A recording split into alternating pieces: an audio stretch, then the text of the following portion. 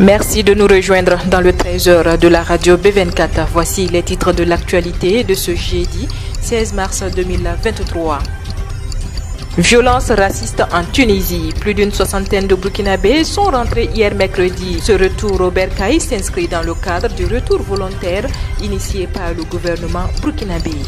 Audit sur le Parlement entre 2018 et 2021, les avocats de l'ex-président de l'Assemblée nationale, Alassane Bala-Sakandé, évoquent des règlements de compte.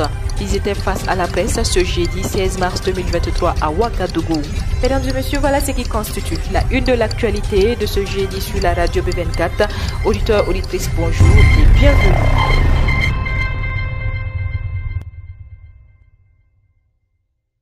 Dans le cadre du retour volontaire des Burkinabés vivant en Tunisie, initié par le gouvernement suite aux récentes déclarations controversées du chef de l'État tunisien sur les migrants subsahariens, 64 personnes sont rentrées à Ouagadougou le mercredi 15 mars 2023. Le ministre délégué auprès du ministre des Affaires étrangères, de la coopération régionale et des Burkinabés de l'extérieur chargé de la coopération régionale, Ramoro Jean-Marie Traoré, a expliqué que ce rapatriement est en application de la décision qui avait été prise au dernier Conseil des ministres. Il a précisé que ce premier contingent est composé de 64 Burkinabés qui étaient en Tunisie et que d'autres groupes sont attendus par le biais d'autres dispositifs.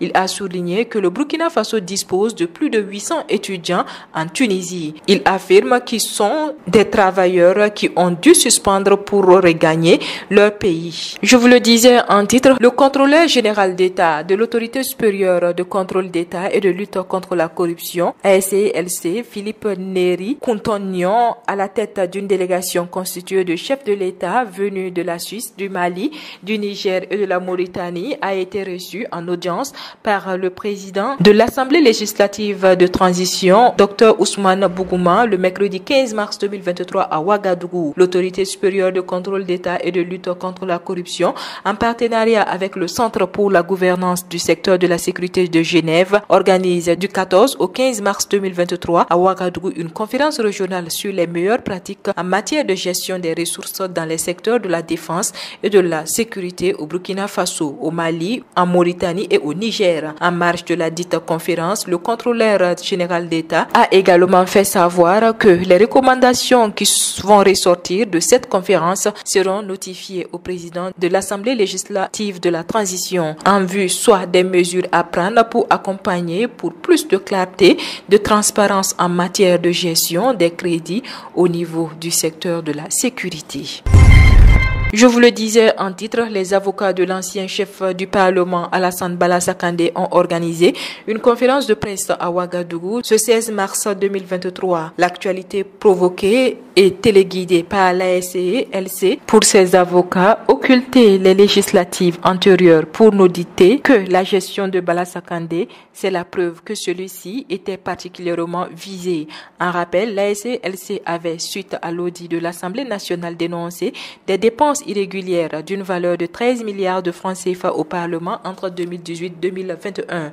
Selon les avocats de Bala-Sakandé, le rapport d'audit de la SCLC sur l'Assemblée nationale a relevé l'insincérité dans le décaissement d'argent pour effectuer des investissements qui n'ont jamais été faits, un décaissement qui s'élève à 12 milliards de francs CFA. À cela, les avocats pensent que la SCLC sur les 12 milliards fait montre de mauvaise foi car ces fonds étaient mis de côté pour la construction de la nouvelle Assemblée nationale. Toute autre chose à présent, le chef d'état-major de la gendarmerie nationale, le lieutenant-colonel Evrada Somda, a présidé le mercredi 15 mars 2023 à la brigade ville de Signongué la cérémonie de pose de la première pierre marquant le lancement des travaux de réalisation des infrastructures des cellules prévôtales, des cellules dont la construction a pour objectif de renforcer les capacités de la gendarmerie nationale en matière de police militaire. La construction de ces infrastructures, a-t-il relevé, entre dans un projet financé par l'Union européenne à hauteur de plus de 4 milliards de francs CFA. Selon lui, la prévôté au sein des troupes constitue une garantie de transparence dans l'exécution des missions, dans le respect des règles d'engagement et des droits de l'homme. Il a rappelé que la gendarmerie est une force instituée pour veiller à la sécurité sur tout l'étendue du territoire national ainsi qu'au sein des armées, dont l'une des missions c'est d'assurer la prévôté au sein des troupes. Dernier élément de ce journal, Ekapa dans la région de l'Est où 2 individus armés non identifiés ont été neutralisés dans les environs de Fadagourma. Ces individus armés à moto ont fait irruption au sein du lycée privé scientifique Liantiali de Fadagourma situé au secteur 17 sur la route de Kiparga à 1500 mètres du goudron de la route menant à Bogandé. Le mardi 14 mars 2023, grâce à la promptitude et la réaction des forces combattantes dans le ratissage, une des motos a été retrouvée abandonnée non loin de l'établissement. Il faut noter que c'est la première fois qu'un établissement de la ville de Fadagourma a été visé par des individus armés non identifiés, selon l'agence d'information du Burkina, AIB. Plus tard dans la soirée, les éléments des forces combattantes d'un village à quelques kilomètres de Fada ont mis hors d'état de nuire 2 individus armés non identifiés qui projetaient probablement une attaque. Des armes et du matériel de communication ont pu être saisis. Et c'est ici que s'arrête l'actualité de ce jeudi 16 mars 2023 sur la radio B24.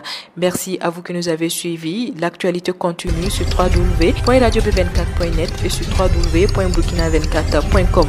Au revoir et à demain pour d'autres sessions d'information.